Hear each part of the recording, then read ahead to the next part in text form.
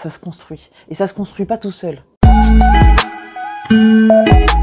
Moi, je suis Nadia Zelmat, je suis une intervenante extérieure. On me préconise beaucoup pour venir dispenser des formations, en l'occurrence en management.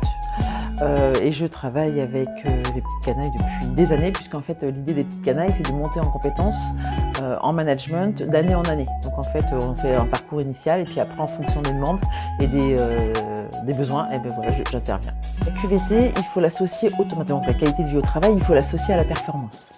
Et pour que les gens soient performants, il faut qu'ils se sentent bien au travail. Ça, il faut qu'à partir du moment où on a compris ça, on a tout compris. Ce qui va pénaliser en fait la QVT, ça va être l'absentéisme et la démission silencieuse.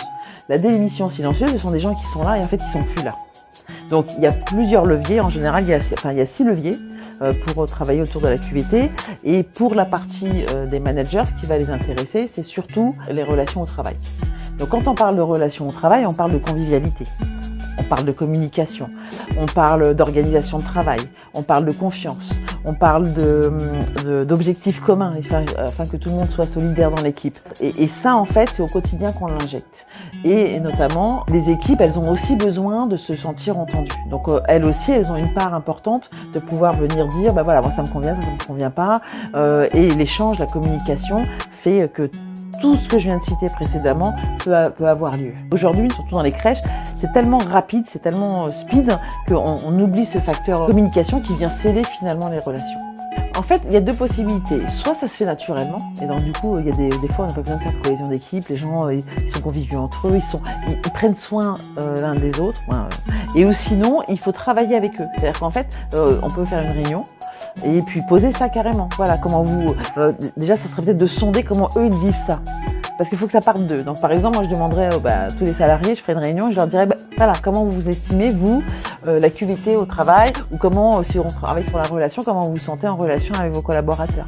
Qu'est-ce qui est déjà positif, parce que c'est important de dire ce qui est positif, et qu'est-ce que vous aimeriez voir évoluer. Il faut instaurer des tons. Dans un planning, comme si c'était une obligation. Si, par exemple, on est obligé de faire un rapport, eh ben on va le mettre dans son planning. Et bien là, c'est pareil. Pour que du coup, on prenne le temps de faire la communication, on va imposer des temps. Ça peut être des réunions, ça peut être des moments off, je sais pas. Ça peut être déjà le bonjour du matin, prendre la température dans la journée, faire en sorte que les équipes puissent échanger. Il y a toujours des petits couacs, des incompréhensions, etc. Si j'ai une incompréhension avec mon collègue, c'est quoi ma marche à suivre?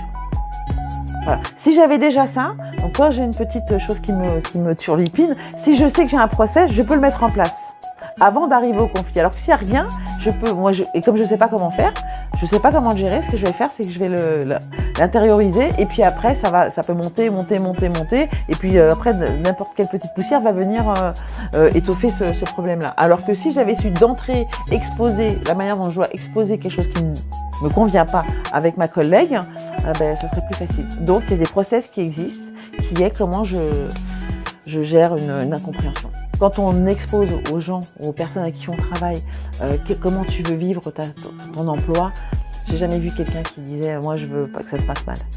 Donc il faut s'appuyer sur ça, parce que c'est ensemble en fait qu'on travaille.